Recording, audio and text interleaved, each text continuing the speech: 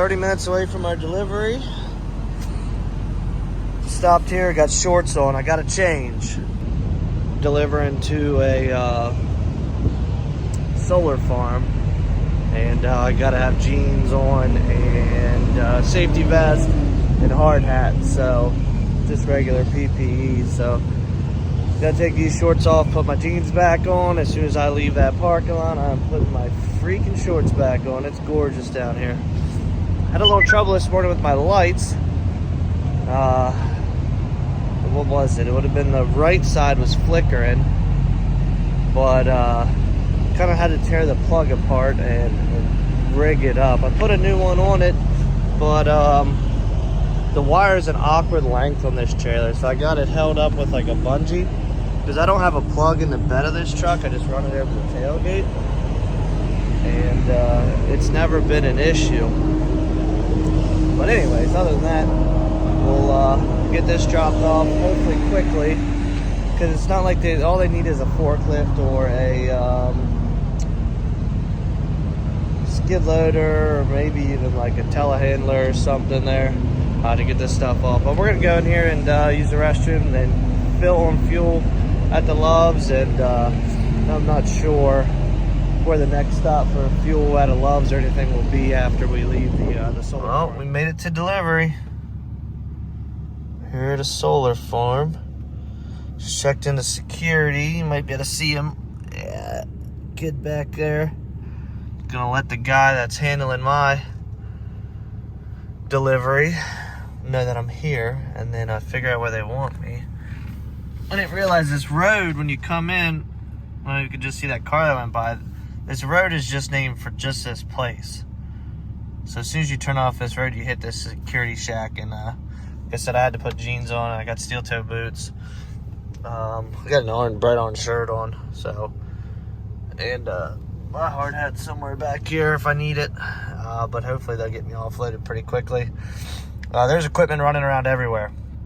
Over on the other side of these trees right here, there's like skid loaders and freaking pettibones and everything running around over there. So they got plenty of equipment here. It's a pretty big operation, which is nice, because half the time you get to sites like this, especially like the smaller in-city ones, they just don't have the like there's a United Rentals pettibone sitting right there. Actually, there's two of them sitting side by side. So they got the equipment. You get into those cities and stuff, they don't always have the equipment to unload. Middle of nowhere, they don't have stuff on site. They got to bring it in or pay somebody. So there's a Dodge Ram rolling up here. I wonder if this is my guy. Well, I think we're making progress. This is where the substation is, so we're in the right area. But they got the guy's name on the paperwork, of course, isn't the guy. It's just the main guy, the head of everything. He's like, that's not my product. I don't do that. So I'm backing up, and then I'm pulling over here in the sand, and then they'll be able to unload me from there. It's crazy how much United Rentals stuff, projects like this get. Like, some of these companies don't even own any of their own equipment. Like, there's a Ram 2500 right there. That's United Rentals. That's pulling one of their dust for the sand. It's pulling one of their trailers. It's like everything's a rental here. There's a ditch witch rental, containers, storage containers, dumpsters, man lifts, everything. A lot of money, but I guess United Rentals doesn't complain about that.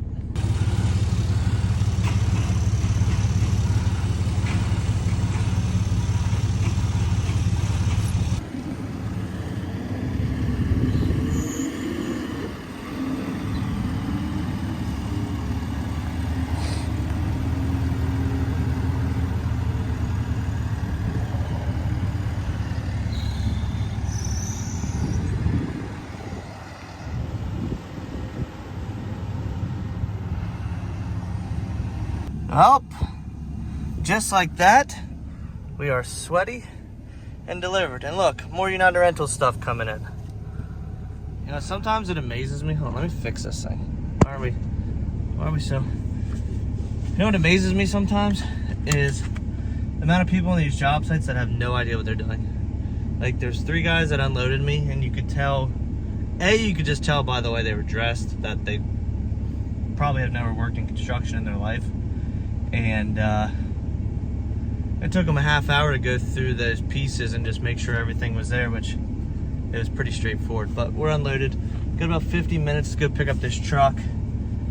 They told me 8 to 5 on the paperwork that someone would be at the facility, so it's only, my watch is dead, it's only 11:30 now. It took me about 45 minutes to get unloaded from the time I got here to the time I signed that paper, so that's not bad at all.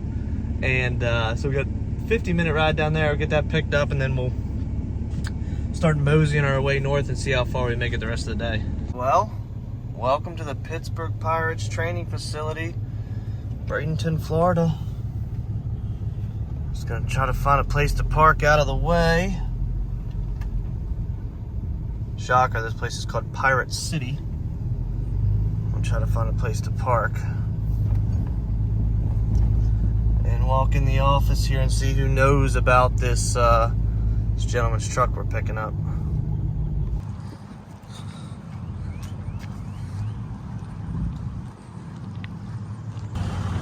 All right, I just got to get it strapped down. There it is.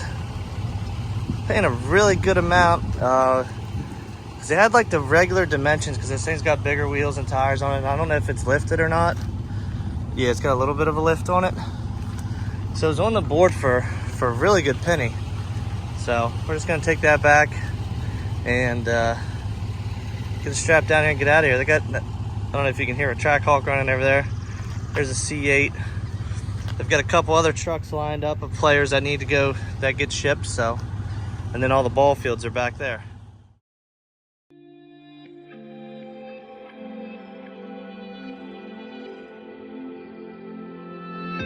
Have I become a little too shy for love? I've been hurt before. All's fair in love and war. So I snuggle up close to the shell I'm living in. And if I let you in, another round begins. No, I'm spinning in a vicious cycle. I'm scared of doing something I'll regret. Maybe this is right, but I'm still staring at your silhouette. What if you're everything I need? A fire in my heart, the air I breathe. What if I'm incomplete without you by my side? Man, I really do like Florida. I like driving to Florida. I don't think I could live here though. I don't like the ocean. Their bodies of water here that I like have critters in them that, you know, ones that could, you know, eat you. That's not my style. Watch those rumble strips there. But we're just enjoying this nice sunny day. We're probably gonna end up staying at the same place we did last night, because that was about a halfway point for us, and that'll get us home early tomorrow afternoon. Now, I did get a call about picking up a small hydro seeder and in North Carolina and bring it back up to Maryland. Don't know if that's going to work out. He's got to figure a way to get the guy paid, and kind of wanted somebody to put their eyes on it. It's a private seller from, and it's posted on Machinery Trader, and you guys know how auctions and things are. Pictures can be really deceiving, and when you're spending that kind of money on a piece of equipment, you know, it doesn't have to be perfect, but it should at least be functioning like they say it is. And it's hard to do that when you buy a piece of equipment that would be 8 hours away, and you don't really have any warranty or anything to stand on if you get it back and it's a total piece of junk. All right, quick question. What drives you the craziest at a truck stop? I'll go first. Mine's parking at the pump. This truck here has been parked here for, I was behind it for 5 minutes till the truck that was in this spot moved. Nobody's in it, nothing. So I pull up here, I clean my windshield because we're down in Florida, there's bugs all over the windshield. Filling up from completely empty, and the truck's still sitting there, and this place is getting backed up because There's no pumps available. Oh, does this look familiar? Well, it should. We were here last night. So I ended up stopping here in Brunswick, Georgia again. It's kind of a halfway point. Got this truck chained down. I was parked like somewhere over there last night, maybe on the other side of that Swift truck. But as you can see, these trucks coming in and out because the fuel island wraps all the way around. And it starts to get a little noisy out here, but I slept pretty good last night. So this is kind of a halfway point, should I say, because it was like 4 hours down to the first stop, an extra hour on that, so that's 5, and then 5 back up here, so it's 10 hours, and then tomorrow it's like 9.5 hours home from here. So good place to stop, and I knew they were gonna have parking. They always have parking here. It's the 3rd time I've stayed here, and this back row gets a little tight because there's people that'll park here, and they did last night, and I had trouble getting out this morning. But what happens then is people get here and like if there's 2 trucks parked, like one empty space, another, it's tight for a semi to get in back here, so it's perfect for a Hotshot truck.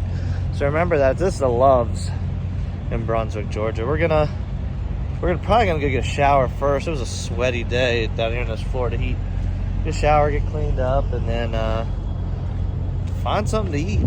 I got time because it started so early.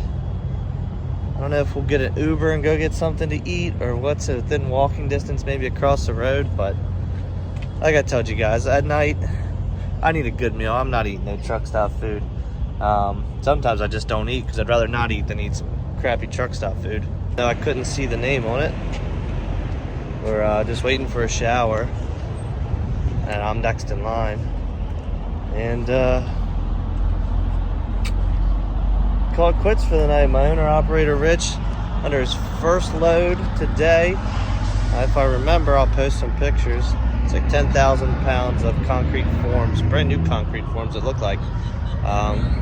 Because concrete forms are usually pretty messy and a lot of pieces, and the guy told me everything was neat and new, so that made me happy. I guess they're headed to a job site down in, it's going from New Jersey down to Virginia.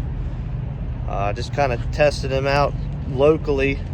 I wouldn't say local, but you know, his equipment's brand new. I just would hate for something to happen and him be far away, and I just want to kind of get him in the groove of things and get him headed in the right direction. But he's definitely a joy to work with. If he wasn't, he probably wouldn't be on my team. But Rich, I know you're watching this, man. Good job, and keep up the good work.